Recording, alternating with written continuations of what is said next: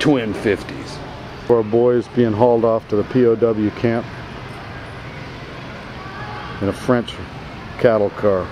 These around, Me-262, one of the German jet airplanes of World War II. Sleek looking, isn't it? Even for today. Of course, Focke-Wulf 190. This is another 1930s airplane, highly effective in Spain and against basically everybody they fought against. German rocket plane. It had a very short flight time. It would only fly off for 7 minutes on full power, but it was super fast, like 575 miles an hour. And they would use it to zoom up and shoot other guys down, but then it had to glide back down. That's a famous B-29. That's the one that dropped the atom bomb on Nagasaki. That's the second B-29 of age. And Sky Raider. The irony of this airplane is it was an old World War II design, but when we got into Vietnam we found that with all our technology and all our jets and everything, when you wanted to do air to ground, this was the airplane you need. So the Air Force took a bunch of old Navy ones, refurbished them, and used the heck out of them in Vietnam. Pretty cool. Guy, B-26, renamed the A-26. They re-engined it, rearmed it, and blew the heck out of the jungle of Vietnam. It's no wonder we won that war with all these good airplanes. Oh, we lost? Oh, sorry. 05, nicknamed the Thud. Designed to carry nuclear weapons and bomb things, it got reconfigured as a conventional bomber. It never dropped a nuke. Very effective. The North Vietnamese knocked a few down though. Nam, there's one you saw a few of. UH-1 Iroquois, but everybody called it the Huey. Beautiful and graceful airplanes ever made. Lockheed Constellation. Unfortunately, they've got it jammed in with so many airplanes you can't see it. Plus, it's got a huge ray dome on top and beneath it. This one's been modified for AWACS. But if you could stand back and see it from the side, it's the most graceful airplane. Very beautiful. And who was important in its original invention?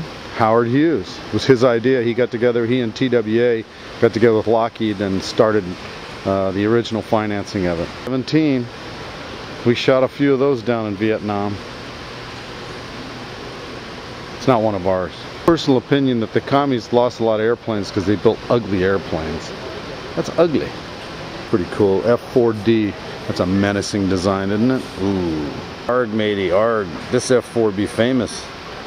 This one be shooting down some MiGs, man. Craft of the week. What is it? We're still working on guessing what airplane it is. Robert McNamara came over from Ford Motor Company right after he helped start the Edsel. And he did such a good job doing that, they put him in charge of the Defense Department. So he decided to save money. So he told the Air Force, the Navy, the Marines, he said, look, you guys don't need different airplanes. You're all going to get the exact same airplane and we're going to save money. So the Air Force said, okay, here are our requirements. The Navy said the same. And of course the Navy, you got to land them on aircraft carriers. That's a real specific requirement. So in my dad's words, because he loves this story, the Navy sat back with their arms folded, let McNamara force them into the situation, and then they said, nah, won't land on aircraft carriers, we're not buying any. So the Air Force got stuck with this airplane, which about half of it was designed for them, half of it was designed for the Navy. And like anything else that doesn't have a specific purpose, it was kind of a mediocrity. Having said that, it also had some really neat features like swing wings. And what is it? The F-111 Aardvark. Cool things about the military is that they didn't name it the Aardvark. The crews named it the Aardvark. And then it became the unofficial nickname. The Aussies still have these to keep the Chinese away, I guess. The famous SAM missile.